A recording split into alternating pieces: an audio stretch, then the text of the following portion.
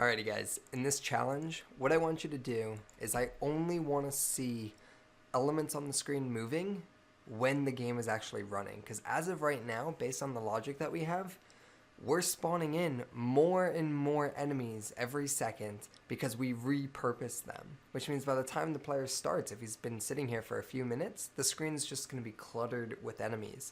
So what I want you to do is I want you to halt their behavior. They should only start spawning when the player has actually spawned in. So just to give you guys a starting point is we're dealing with the spawn manager because we're dealing with our enemies, right? And that's where we spawn them. And you'll see here that when the game is started, we put ourselves in this infinite loop. What you're going to want to do here is you only want to do this while loop while the player is alive or while game over is false. So while game over is false, let's do this. Now, what's going to happen when game over is true? Well, we're no longer going to be in this while loop, and we're going to be done.